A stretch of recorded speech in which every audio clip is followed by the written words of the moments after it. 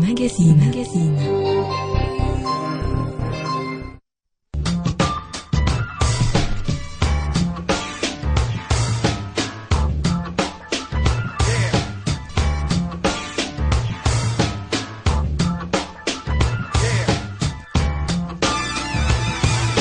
Mesdames et messieurs, merci de nous faire confiance. Bienvenue à ce magazine.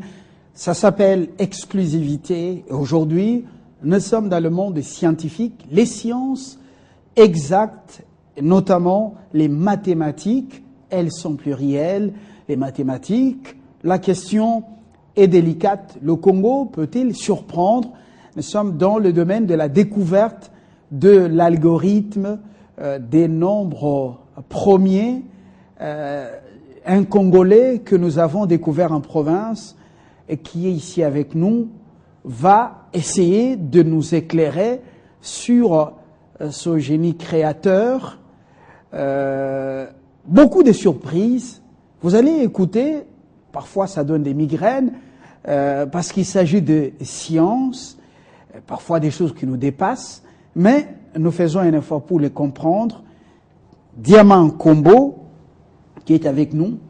Il est l'invité, l'un des invités de ce magazine. Bienvenue, monsieur Diamant Kombo. Vous êtes diplômé en littéraire, diplômé d'État, mais vous êtes un génie, on peut dire, pour ne pas exagérer, un savant, parce que vous avez des révélations troublantes qui ne cadrent pas avec votre formation scolaire. Et puis, nous avons Pierre Mbemba, communicologue. Il n'est plus à présenter, mais c'est lui, l'un des encadreurs de ce génie, de ce savant congolais. Pierre, bienvenue. Merci. Voilà, Diamant Kombo, votre découverte, la découverte de l'algorithme des nombres premiers, en quoi consiste votre découverte? Exactement, en des termes très simples. Bon, en des termes, d'abord, je vous remercie beaucoup, monsieur le journaliste. Bon, en des termes très simples, je dirais ceci, que cette découverte, d'abord, c'est un plus, c'est-à-dire une solution à un problème qui est resté ouvert pendant plus de 23 siècles. Donc, nous avons apporté un plus pour répertorier ou écrire la suite des nombres premiers. Voilà. Avant d'évoluer, après cette question, nous allons suivre cet élément commenté que nous avons justement réalisé en dehors de Kinshasa, c'était en province. André Diamant Kombo, cinquantaine révolue. Détenteur d'un diplôme d'État en latin philo, mais seulement Diamant Kombo est un homme qui suscite un intérêt particulier à cause de ses recherches scientifiques intitulées « Nombres premiers, fondement de l'algorithme d'écriture de la suite des nombres premiers », un travail résumé en 4 tomes. Des nombres entiers naturels et premiers, leurs multiples impairs, les termes généraux des suites de ces nombres, les intervalles bornés 1 et 2, les suites arithmétiques définissant les termes à exclure de l'ensemble des définitions de la suite des nombres premiers jusqu'aux applications mathématiques. L'auteur vient surprendre le monde entier en démontrant les insuffisances du passé en théorie des nombres sur la recherche des nombres premiers.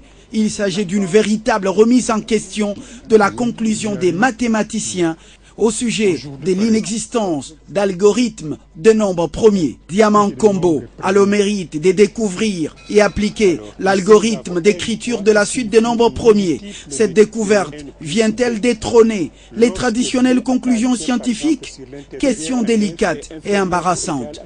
L'auteur de ces recherches est très convaincu que les méthodes de ce nouvel outillage mathématique seront incontournables pour la résolution des problèmes des mathématiques de système de cryptographie dite à clé publique, aujourd'hui pour les transactions bancaires et les commerces électroniques, ainsi que pour la modélisation mathématique des phénomènes linéaires récurrents, réversibles dans les domaines diversifiés où l'algorithme de l'écriture de la suite des nombres premiers intervient.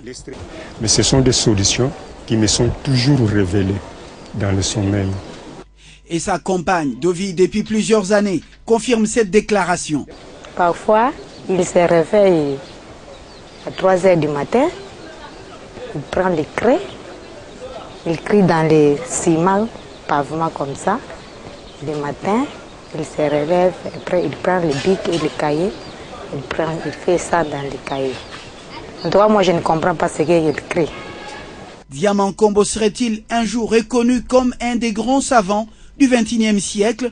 Serait-il récompensé comme prix Nobel pour les résultats de sa recherche? En tout cas, poser toutes ces questions, c'est peut-être pour nous prendre beaucoup de risques en nous exposant aux critiques de tout genre, aux scientifiques de vérifier eux-mêmes l'authenticité de sa recherche afin de fixer le Congo et le monde.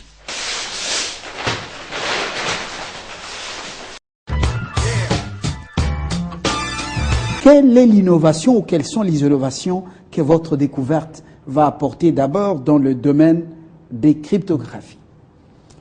Merci beaucoup, monsieur le journaliste, pour cette question. C'est comme je l'avais dit d'abord que cette innovation apporte d'abord un plus dans le domaine des cryptographies. Puisque quand on voit bien, la cryptographie asymétrique est basée aujourd'hui sur les propriétés des nombres premiers.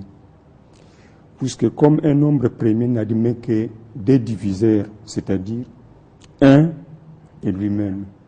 Alors, lorsqu'on fait le produit de ces deux nombres, on obtient ce qu'on appelle la clé publique. Cette clé peut être mise à la portée de n'importe qui, puisqu'elle ne compromet pas la sécurité du système cryptographique asymétrique, soit RSA. Mais il peut arriver que, dans l'avenir, par exemple, que ce système soit mis à nu, dans ce sens qu'il suffit qu'on arrive à découvrir un algorithme qui permet de factoriser un tel nombre en produit de deux facteurs pour permettre, par exemple, à un pirate de découvrir la clé secrète. C'est comme ça qu'avec notre algorithme, nous sommes arrivés que nous pouvons aussi sécuriser de tels systèmes dans ce sens que lorsque nous prenons des nombres, premiers ou non premiers, nous faisons le produit de ces nombres, nous pouvons maintenant verrouiller, c'est-à-dire barrer l'accès à toute personne qui peut tenter d'attaquer le système. Alors, pour déchiffrer, c'est-à-dire pour retrouver la clé secrète qui se trouve verrouillée dans ces produits, nous sommes censés de recourir à une fonction mathématique. En tout cas, c'est une fonction d'une simplicité étonnante, donc très très simple. Alors, le problème, il faut seulement que l'émetteur et le destinataire s'échangent un code secret. Ce code est constitué par un point. Ce point est formé par 3 composantes. Vous avez X, Y, Z. Alors, on peut remplacer les valeurs numériques de ces points dans la fonction de déchiffrement pour retrouver rapidement et facilement la clé secrète et lire le message qui se trouve le message qui se trouve dans cette clé. Alors, Pierre Mbemba, vous êtes l'encadreur, ou l'un des encadreurs de ce génie. Justement, vous avez parlé d'un logiciel qui doit être mis en place, et vous dites qu'il est déjà fin prêt. En quoi consistent ces logiciels? Vous le mettez en place, vous et lui, parce que vous êtes également partie prenante de cette découverte. Bon, disons qu'à force de le fréquenter, j'ai été un peu contaminé. Moi aussi, j'ai eu une vision où on m'a révélé une formule que je lui ai immédiatement communiquée. Il m'a dit, mais tiens, mais c'est extraordinaire. Parce qu'en fait, comme il a expliqué, jusqu'à présent, si on arrive à décoder, parce que ce qu'on fait jusqu'à présent, il y a seulement une porte qui est fermée, alors que l'autre porte reste ouverte, ce qui permet l'accès. Mais avec la formule qui m'a été révélée, que je lui ai communiquée instantanément, cette formule est fermée totalement. Ce qui fait que si quelqu'un veut rentrer dans les systèmes, il ne pourra pas y entrer parce qu'il n'a pas la clé pour pouvoir sortir. Hein? Alors moi, je lui ai donné les éléments. On nous a donné la formule que nous gardons précieusement quelque part pour que, et ceci va permettre, et pourquoi on l'a fait? Parce que quand je suis les informations, j'entends que on a détourné 10 millions, 20 millions dans les comptes en banque, on est en train de vider. Dernièrement, j'ai entendu qu'il y avait plus de quelques milliards de dollars qui ont été comme ça soufflés en quelques mois, ce qui fait que les banques font des pertes énormes. Bon, je ne sais pas parce que j'ai pensé à ça que cette formule m'est arrivée, mais lui, il est mieux inspiré que moi en mathématiques.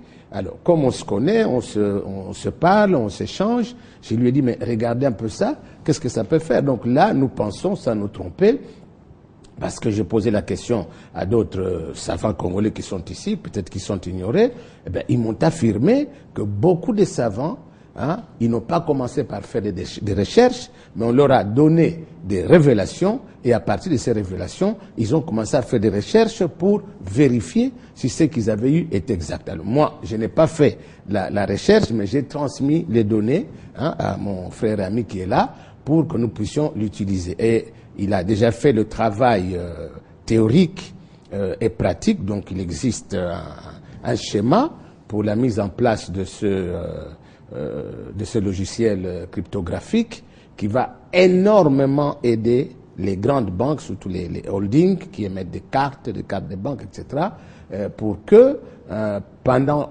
plusieurs années, qu'elles puissent se sentir sécurisées. Parce que je l'ai dit, moi je suis chrétien, je sais que quand Dieu révèle quelque chose, elle est exceptionnelle, elle est extraordinaire et elle est unique. Et je suis convaincu que là, nous sommes dans la bonne voie. Et comme maintenant nous parlons dans notre pays de l'émergence, voilà quelques secteurs qui peuvent permettre à notre pays d'aller de l'avant et d'être un pays qui doit compter dans le concert du monde. Alors, Monsieur Diamant Kombo, nous sommes à l'époque où il y a espionnage, contre-espionnage.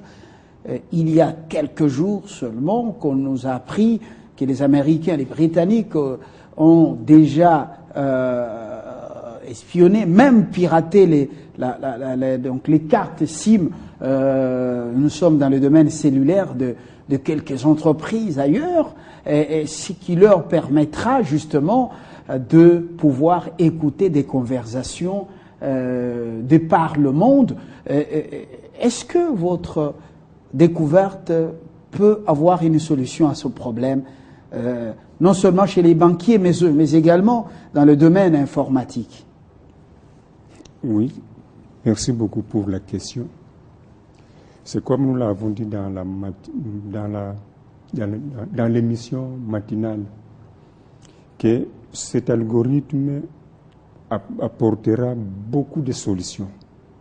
D'ailleurs, moi-même, souvent, quand je me pose la question de savoir, en dehors, par exemple, de la cryptographie, nous ne sommes pas encore de l'autre côté, dans d'autres domaines. Oui, on y va, nous restons dans l'apport de votre découverte, justement, à ce problème de piraterie ou piratage. Oui, donc en bref, je dirais que cet algorithme, cette découverte va apporter un apport pour sécuriser même les cartes SIM. Oui, ça va apporter un apport. Puisqu'en dehors de ça, par exemple, je pourrais dire que notre travail ne se limite pas seulement à ça. Donc nous avons fait l'essentiel. Il y a d'autres qui viendront, qui vont encore découvrir d'autres applications de cet algorithme. Donc je dirais que vraiment c'est une pierre angulaire où chacun pourra puiser ce dont il a besoin pour résoudre certains problèmes. Donc pour les cartes GSM, donc les cartes SIM, donc il y a déjà des solutions. Et comment ça va se faire? Bon, il y a des histoires qu'on ne peut pas tout révéler, mais ce qui est vrai, la solution est déjà là. Alors, mais pour ceux qui parviennent à justement débloquer les coffres forts, on est encore chez les banquiers, l'ordinateur lui donne, lui souffle la réponse ou la clé Est-ce que on en parle un peu, vous avez fait allusion à ça.